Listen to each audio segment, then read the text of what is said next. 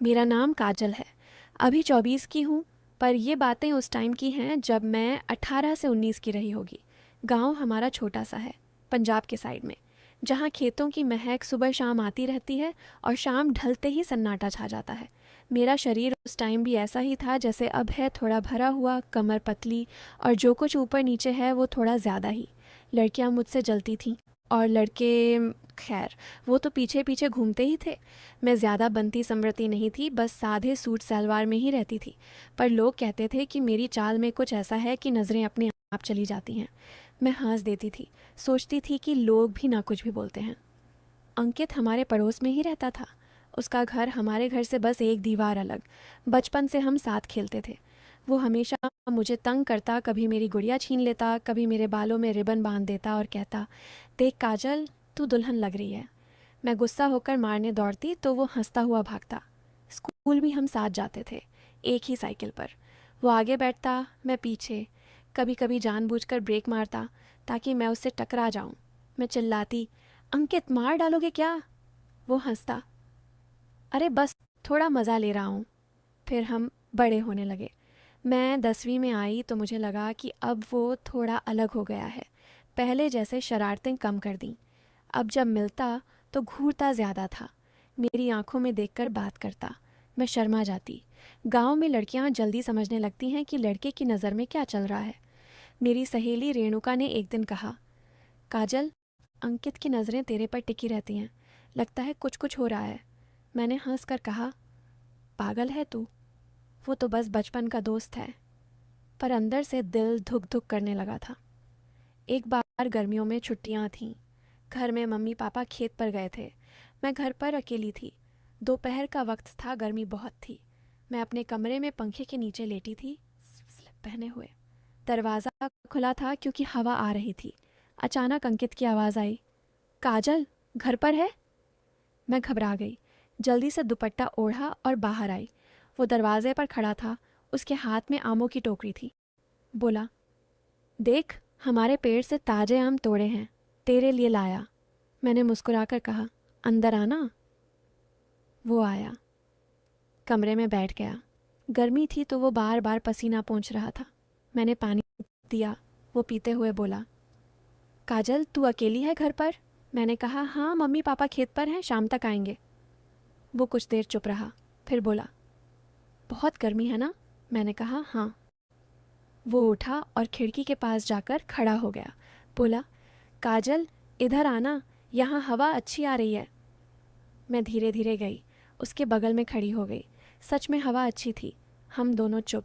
फिर वो धीरे से बोला, काजल, तेरी खुशबू बहुत अच्छी आ रही है। मैं शर्मा गई। दिल तेज़ धड़कने लगा। मैंने कुछ नहीं कहा। वो और करीब आ गया। उसका कंधा मेरे कंधे से छू रहा था। लगा कि अब कुछ होने वाला है। पर तभी बाहर से किसी की आवाज़ आई। पड़ोस की आंटी चिल्ला रही थी किसी को। हम दोनों अलग हो गए। वो हंस कर बोला, चल मैं जाता हूँ, आम रख दे फ्रिज में, और चला गया। मैं कमरे में आई तो दिल अभी भी धड़क रहा था।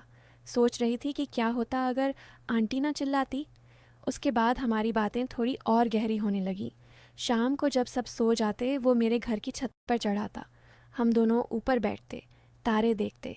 वो कहता, काजल, तू बहुत खूबसूरत है। मैं कहती, चुप कर, कोई सुन लेगा।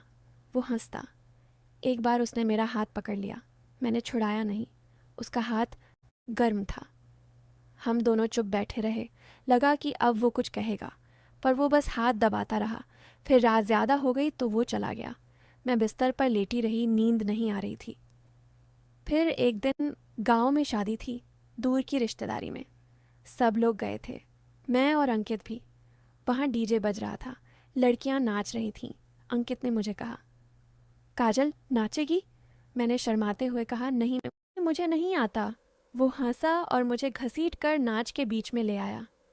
हम नाचने लगे। भीड़ में हम करीब करीब थे। उसका हाथ मेरी कमर पर था। मैंने कुछ नहीं कहा।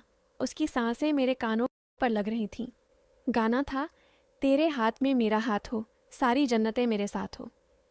मैंने आंखें बंद कर लीं। लगा कि अब दुनिया में सिर्फ हम दोनों हैं। गाना ख़त्म हुआ तो हम अलग हुए। मेरी सांसें तेज़ थीं। वो मुस्कुरा रहा था। शादी से लौटते वक्त रात बहुत हो गई थी। सब लोग एक ट्रैक्टर ट्रॉली में थे। मैं और अंकित पीछे की तरफ बैठे थे।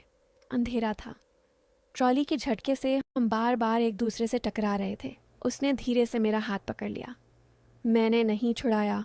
पूरा रास्ता हमारा हाथ ऐसे ही जुड़ा रहा।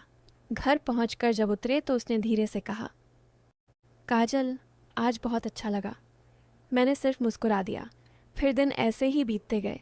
हमारी नज़दीकियां बढ़ती गईं, पर कभी कुछ आगे नहीं बढ़ा। वो मुझे छूता तो था, पर कभी ज़्यादा नहीं। मैं भी डरती थी और चाहती भी थी। गांव में बातें फैलने लगी थीं। लोग कहते, काजल और अंकित का कुछ चल रहा है। मेरी मम्मी को भी शक हो गया।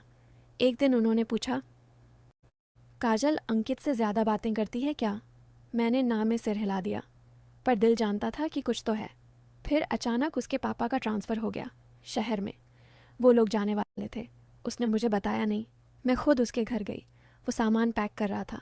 मैंने पूछा, सच में जा रहे हो? वो उदास था। बोला, हाँ काजल, पापा को जाना पड़ेगा। मैं चुप रही। वो बोला, काजल, मैं तुझसे बहुत कुछ कहना चाहता था। मैंने पूछा, क्या आते? वो रुक गया। उसकी माँ आ गई। मैं घर चली आई। रात भर रोती रही। वो चले गए। कई महीने कोई खबर नहीं। मैं उदास रहने लगी। फिर एक दिन उसका फ़ोन आया। बोला, काजल, मैं वापस आ रहा हूँ कुछ दिन के लिए। मैं खुश हो गई। वो आया। हम फिर वही छत पर मिले। अब हम दोनों बड़े हो चुके थे। वो बोला, काजल, याद है मैं तुझसे कुछ कहना चाहता था? मैंने कहा, हाँ। वो मुस्कुराया और बोला, मैं कहना चाहता था कि तू मेरी सबसे अच्छी दोस्त है। मैं नहीं चाहता था कि हमारी दोस्ती कभी ख़त्म हो। बस यही। मैं चौंक गई। सारी की सारी कल्पनाएं, सारे सपने एक पल में ख़त्म। पर अंदर से राहत भी हुई। मैं हंस पड़ी। बोली, बेवकूफ़, मैंने तो कितना कुछ सोच लिया था। वो भी हंसा। उस दिन हमने घंटों बातें की, बचपन की, आने वाले दिनों की। उसने कहा, काजल, दोस्ती में भी तो वो सब होता है जो केयर, विश्वास, साथ, बस नाम अलग है। मैंने सिर हिलाया। आज भी हम अच्छे दोस्त हैं। कभी कभी फ़ोन पर बात होती है। वो मजाक करता है, हम दोनों हंस पड़ते हैं। बस यही नहीं, अभी तो और भी बहुत कुछ बाकी है कहानी पर। एक दिन रात को अंकित मेरे घर पर आया जब सब सो गए थे। जैसे ही मैं दरवाज़ा खोला, अंकित अपने हाथ में एक पैकेट पकड़ा था। वो दिखाया नहीं और वो बोला, समय आने पर दिखाऊंगा। हमने रात भर बातें की। तभी अंकित मेरे तरफ देखता है और कहता कि काजल, तू कितनी सुंदर है। मन करता है अभी। और छोड़ो भी, हम अच्छे दोस्त हैं। तब मैं अंकित को बोलती हूँ कि जो भी तुम्हारे मन है तुम बोल सकते हो, क्योंकि हम अच्छे दोस्त जो है। रात ज़्यादा हो गई थी।